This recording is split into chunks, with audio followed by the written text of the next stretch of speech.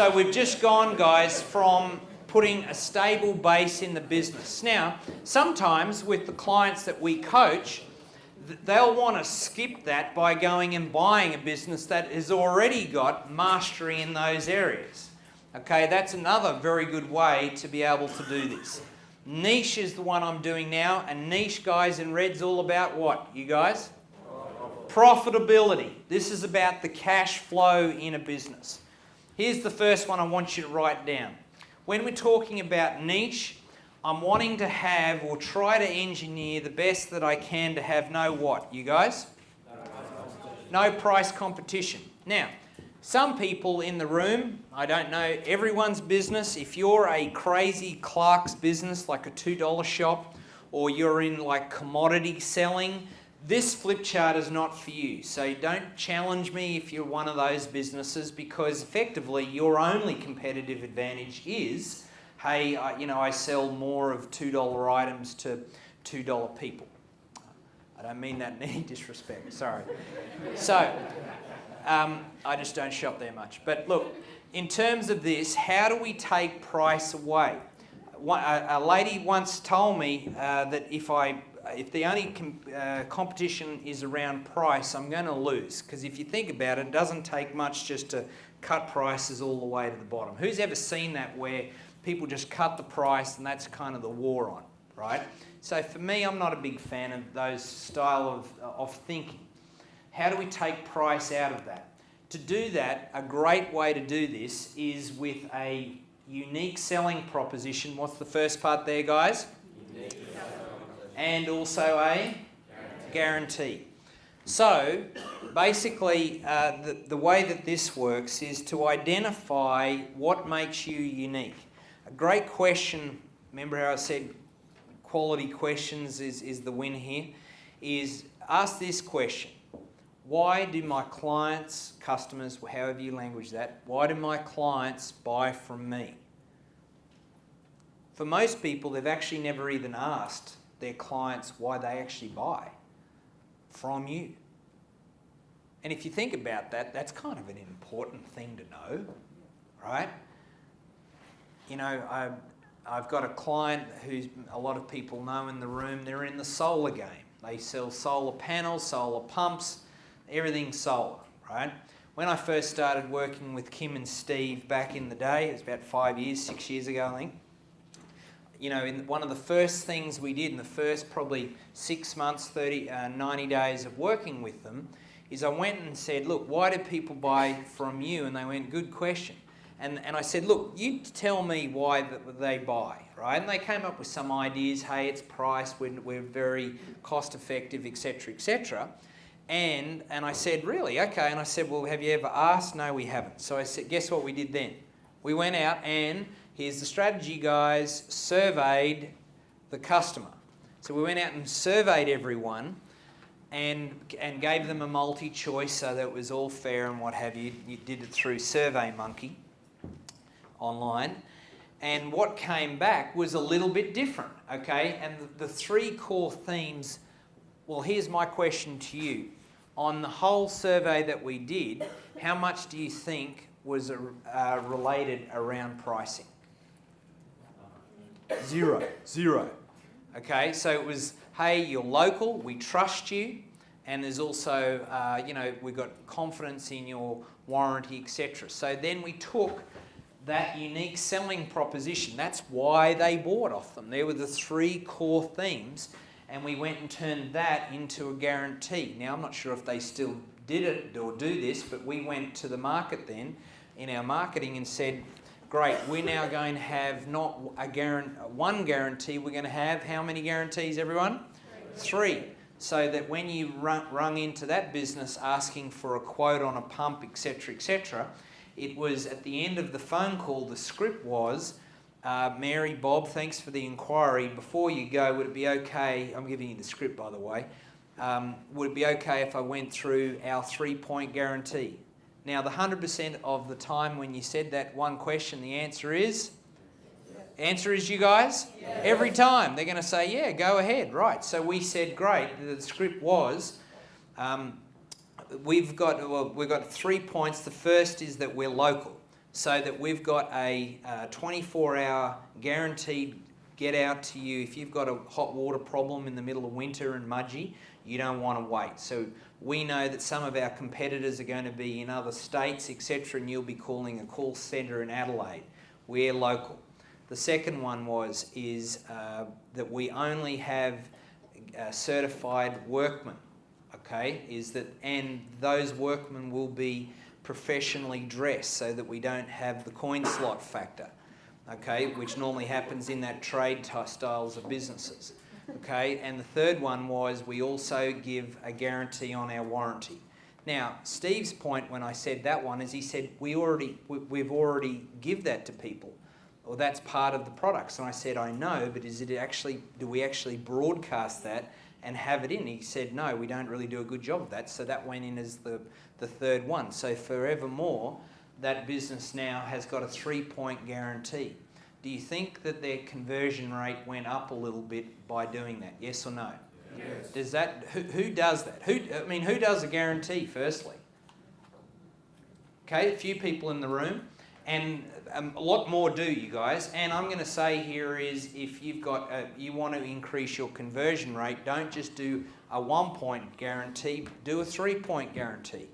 Okay. It means that you've got more confidence in your product and service, therefore people then are going to be more likely to say, hey, I want to work with you. Does that make sense, everyone? Yes or no? Yes. Okay, good. What's your guarantee? What's your unique selling proposition? And how do you survey your clients? I'm going to push through. Guys, a big one tonight. I need you to get this one. I'm going to take a drink while you write this one down. This is called the 5 ways. What's it called, everyone? 5 ways. This is not whiskey, if that's what you're thinking, as some people have said. So, we get our number of leads. That's the first one, guys, of the 5 ways. Number of leads times the second part of the 5 ways, guys, which is what? Come on, guys, with a bit of energy. Conversion rate. That gives us our total number of customers. Times that by the average number of transactions, just so that you know what that metric means. The 5 ways average number of transaction is your average repeat rate. Okay, I heard a few years ago that in the Australian automotive industry that someone buys a new car every 3.5 years. You've got some people that like the new model, that want the early adopters, that want the new model every 6 months, or hire car companies where you're sort of forced to turn the thing over. Then you've got my father who only goes and updates one every 20 odd years. Anyone got a father or mother like that who do a bit of a slow burn on that one? Okay, so it's the average number of repeat business in a business. I've already talked about average dollar sale, right, or average sale. That's what I was talking about there before when I was talking about McDonald's. If you don't know that, you're in trouble. You should be.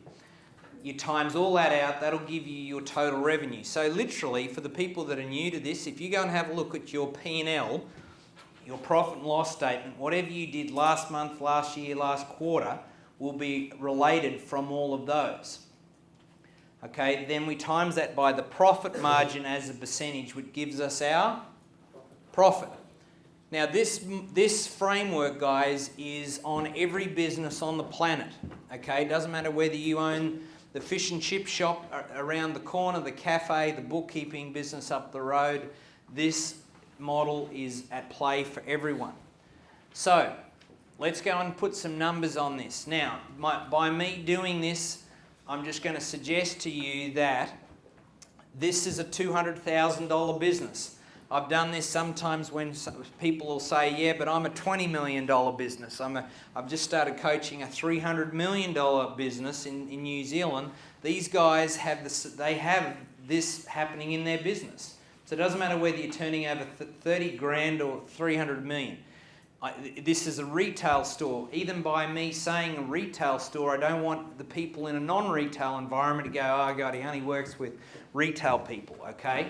I work with every style of business. I just have to give some example. Is that okay? Yes or no? Yes. I don't want you to worry about the numbers. I want you to worry about the concept. What I want you to worry about? So, we're going to tackle number of leads first. Who could do with some more leads in the room? Raise your hand, please. Okay.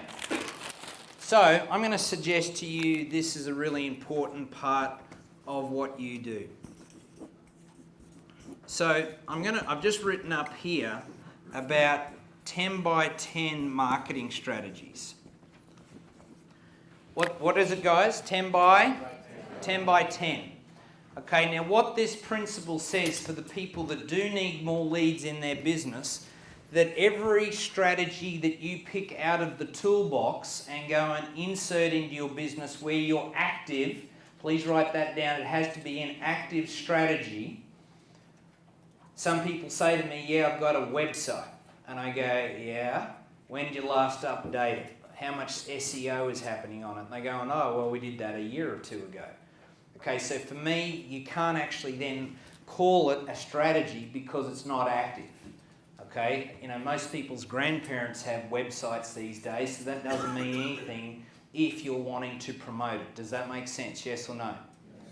Okay, good. So it has to be active. So for every strategy that you put into play throws 10% off to your total marketing mix. I'll say that again. For every active strategy that you have throws off overall 10% to your overall marketing mix.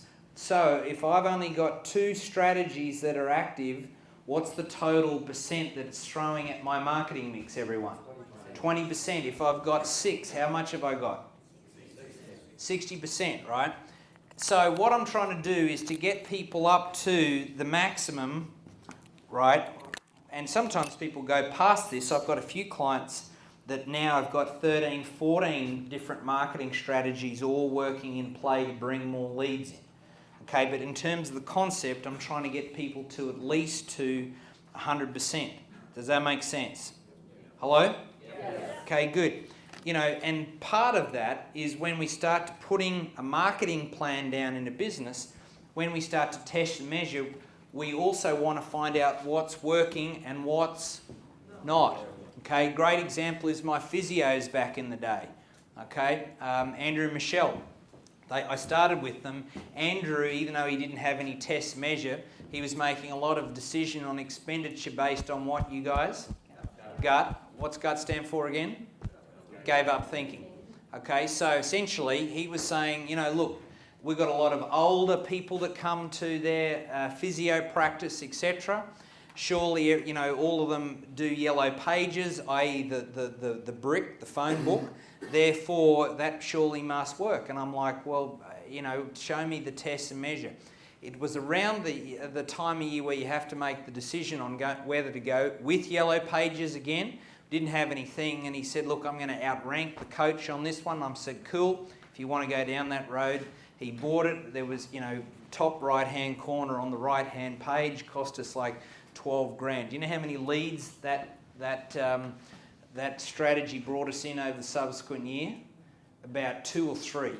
All right, so if you do we figured out that those 2 or 3 that, funnily enough, did convert would actually need to stay and transact with that physio until they're about 600 years old to pay that off. Does that make sense? So if you're not testing and measuring, you don't know what's working and what's not. Okay? So part of this is to get into shape what isn't current working, and then we then go and look to then do new. Does that make sense? Okay, good. So maybe just write down how many strategies you've got down, how many of them are active and have actually got some proper strategic thinking on them. Okay. The other thing too is if you don't have a marketing plan, for me, if you're truly needing to drive more leads in a business, if you don't have a marketing plan, it just for me is like trying to take the aircraft off and not actually have anything written. Here's another little tip. Some of you guys are following me on Facebook. I've got a quote that I put up every now and again. Any marketing plan must have a marketing calendar. Okay, there must be a series of events that have been all thought out strategically. I just don't, most people's idea of marketing is let's just go and do something. You know, they feel energized because they're doing something, but there's actually no real strategic plan. Here's the question. Who's ever done a little bit of that? We just run off and be busy. Come on, I know most of you have in some shape or form. I want more strategic thinking rather than just going and pulling levers in the cockpit left, right and centre. So my question to you is, with a proper marketing plan, really testing, measuring your business and really focusing on number of leads, where they're coming from, do you think you could get an extra 10% in your business this next 12 months? Yes or no? Yes or no, guys? Yes. Okay, for a lot of you, you could. Okay, some people are at their limit on this one, but most aren't. Okay, that's number of leads. What's the second one up here, you guys? Conversion rate. This is such an easy one for me to work on. I'm going to give you one strategy which we normally do with most businesses that we coach up front. If I'm wanting to move my conversion rate, I'm going to need one of these. What do I need, everyone? The sales process is with the inquiry, whether that be in a retail environment. We've got some people obviously that are in a retail environment where people will buy right here, right now. And I've got other clients where there's like a 2-year sales cycle from inquiry to get the order. It's 2 years. I used to run a business in the UK where it was about anywhere from 1.5 to 2.5 years from me generating an inquiry to us sending them an invoice. Okay? If you're in the nuclear reactor business, I promise you your lead time's about 20 years. Okay? So it doesn't matter whether you're on a short cycle or a long one. What's the process? I want to take them on a process.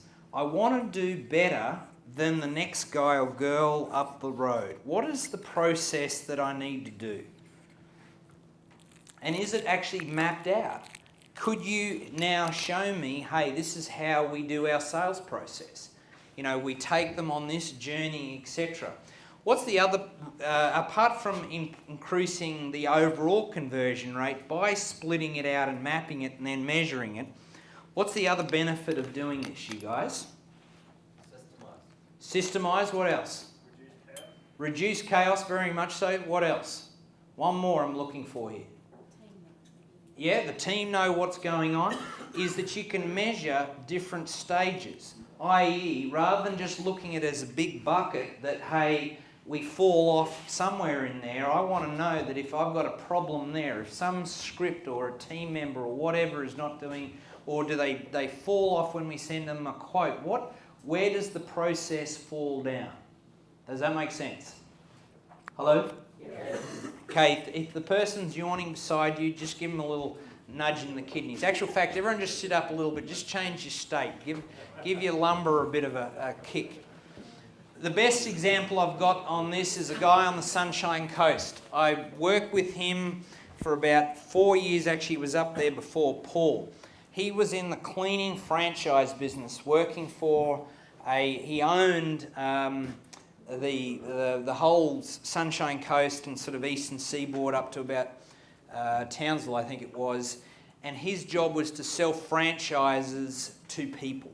Okay, now he'd owned the business a couple of years, and because he'd done such a bad job of selling franchises, he had to actually work in the franchise as a franchisee.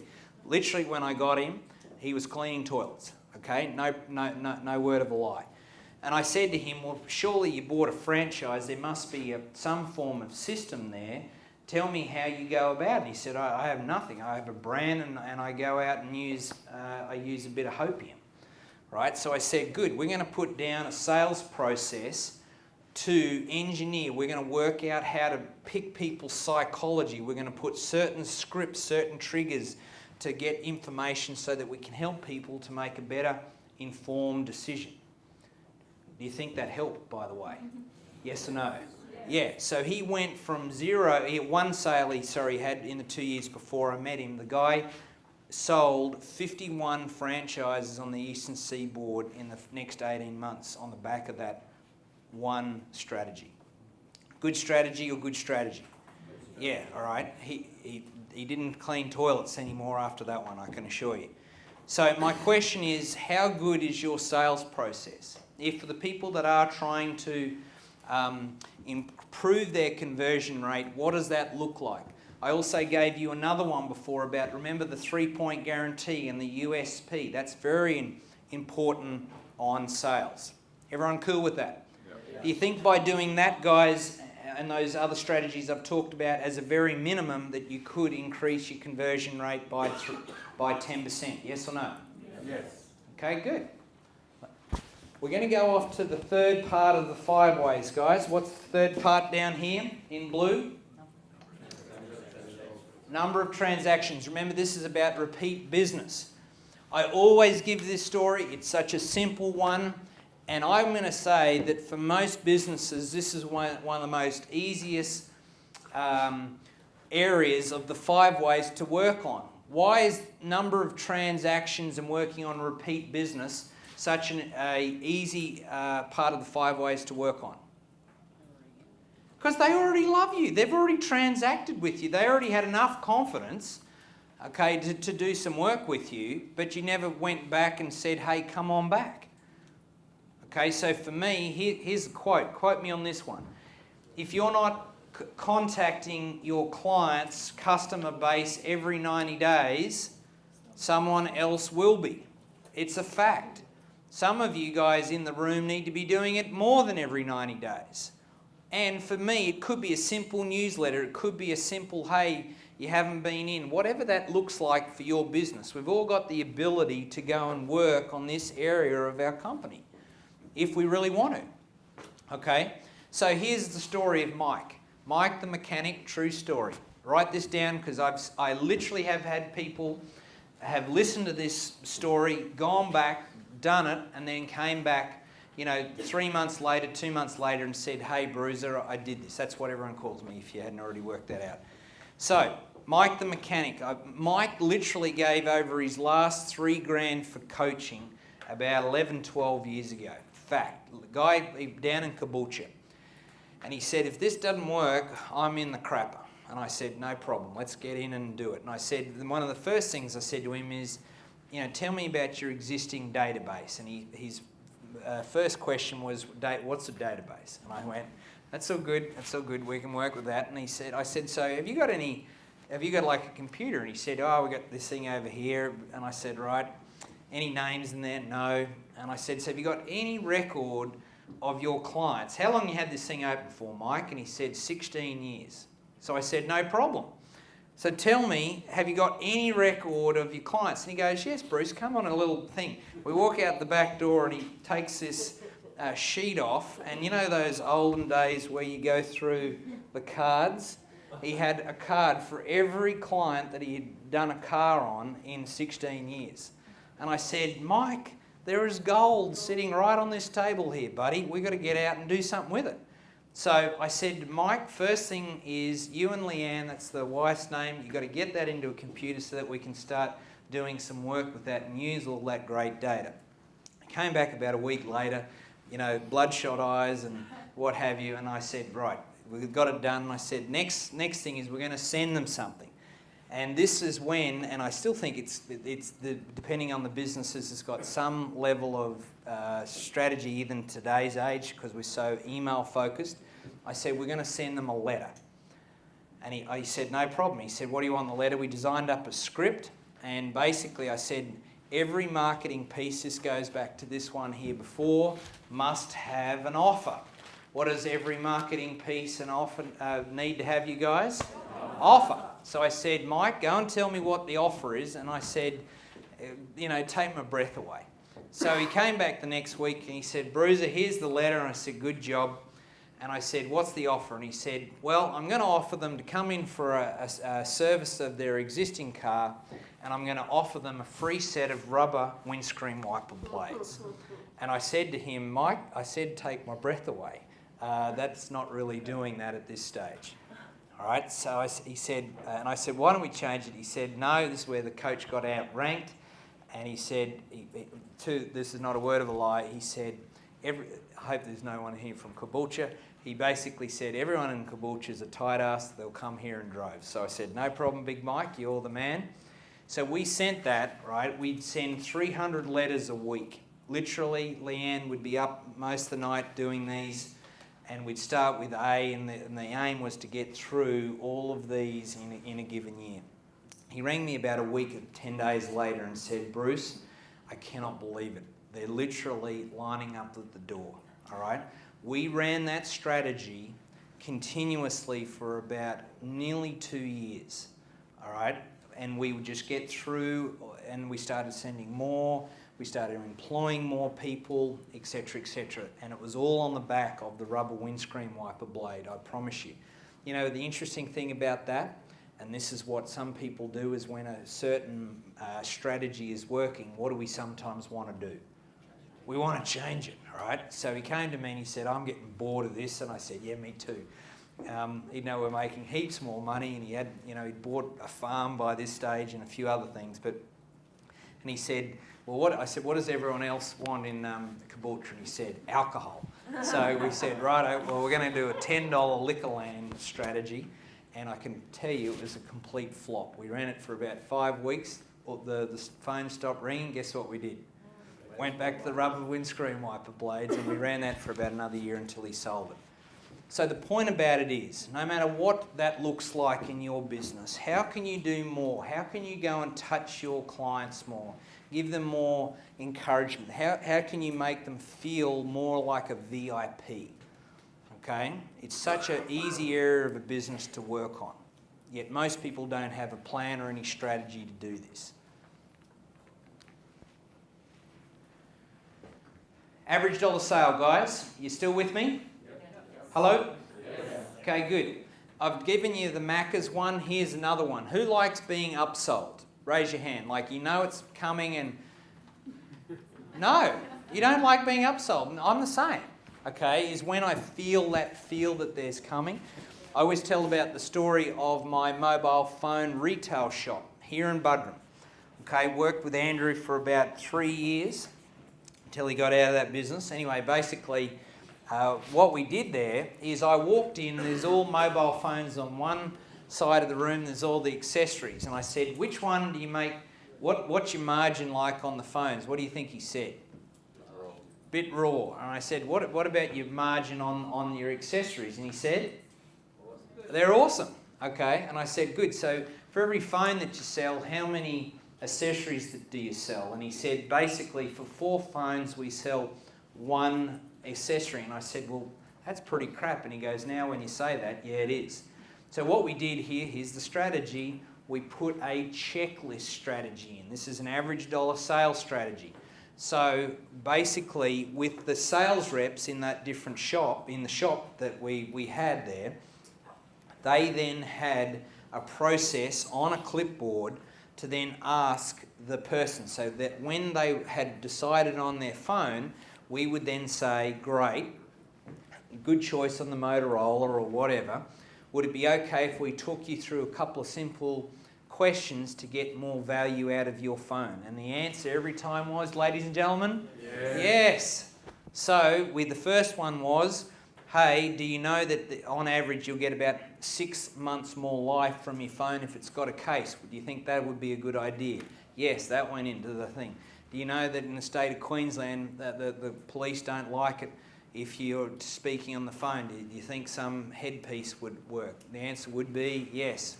Okay, their average dollar sale on that one checklist strategy, okay, went up over 160%. Okay, my question on you, if you actually put some real thought on this, and another way to do this, guys, especially for people with team, is to have a target. Okay, so you've got a target on the wall. What's the average sale? You know, if we can increase it by 10%, you know, do we go, you know, have a night out? What's the target? Okay. So my question to you, if you're really focused on this area, do you think you could get a measly old 10%? Yes or no? Yes or no, guys? Yes. I think you could. Last one here is margin. I'm going to move to there. This is number 5 of the 5 ways. Number 5 of the 5 ways is all around margin. I'm going to start with costs. most people overspend in their business. Okay, it's called, write this one down, where you pimp your ride. What is it, you guys? Pimp your ride. So have you ever seen those American movies where, you know, the gangsters, they get those trucks and they hot them up and they got the wheels spinning and they got lights under the thing and everything? You know, they pimp their ride, yeah? They overspent on it. Now, a lot of us basically do this in our business. You know, we could have got away with this laptop, but because this one was the better one, well, then we're going to go down that road. So for me, there's normally an overspend.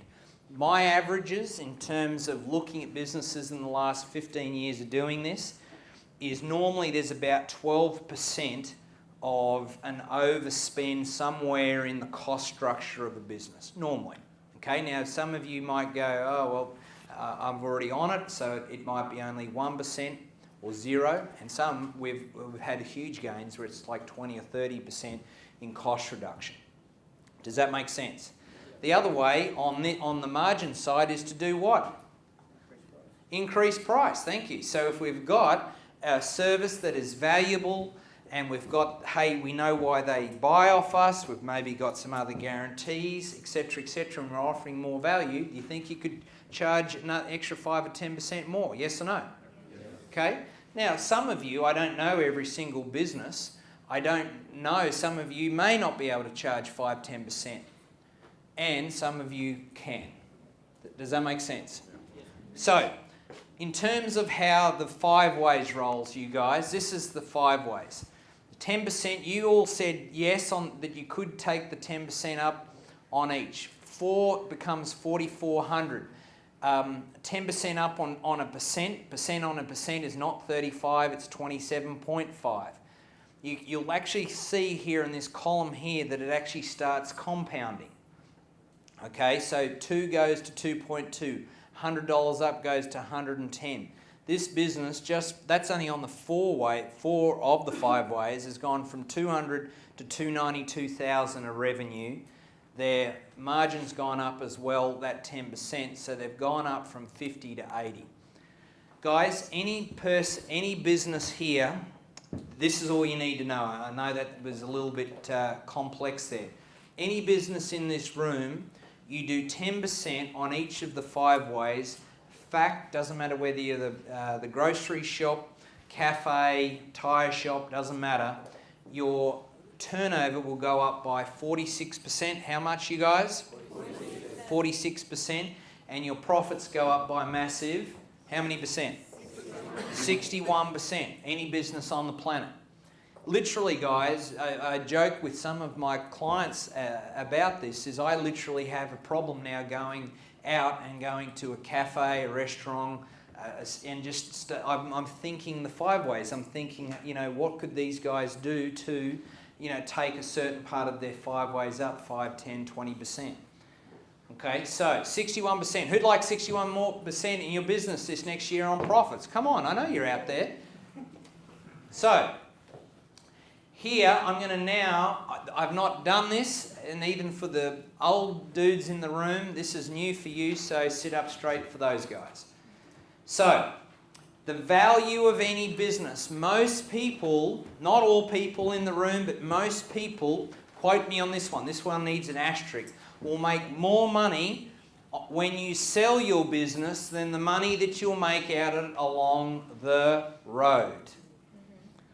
So, in terms of building it for an exit, what's the exit strategy is the question. Please write that question down. What's the exit strategy? Most people don't go into a business knowing how they want to exit it. Therefore, they never plan to get it to a certain level. Does that make sense? Hello? Yes. So, in terms of the value of a business, it's a very simple formula. It's this little acronym here called EBITDA. What's it called, everyone? EBITDA. For the people that don't know that, all it means is earnings before interest, tax, depreciation, and amortization. It's better, I normally find, if you say that last one quickly. Say it with me. Amortization. Yeah, if you say it too slow, I always get bound up. All it means, i.e., is the net profit before you take into account those 4 at the back. Okay? So you get that, you times that by a multiple. Gina, is my Bible here? Where is it? Over here. So a multiplier, right, this is an American publication, but it pretty much rings true for most of the Western world, basically gives, now it's not going to have every business in here, or every industry sector, okay, but I'm just opened up to daycare centres. If you want to buy a daycare or sell a daycare, these are going to be selling for about 3 to 4 times EBITDA. So if you've got 100,000 of EBITDA and you own a daycare, how much is it going to be roughly worth? 300,000 to 400,000. Does that make sense, everyone? Yes? Yes? And that multiplier, guys, right here is going to go up or down for these 2 here. Please write them down. What is it? Risk and growth. So I always say this. If I owned a hardware store and you looked at the risk side of the multiplier, let's say I've got 100,000 of EBITDA or net profit, the multiplier I'll get to in a minute. Let's say I've got a hardware store and Bunnings opens 3 metres from my front door. Does my risk go up or down, you guys? It goes through the roof. Do you think the multiplier might plummet in that case? So it doesn't matter. I've still got 100,000 of historic profits, but my multiplier is going to go down to about, well, probably 0 in that example because there's so much risk. Does that make sense? Yeah. Do you know on this side over here on the growth, do you know that Twitter, the last time I looked, haven't made 1 cent of net profit in their history? Do you know that?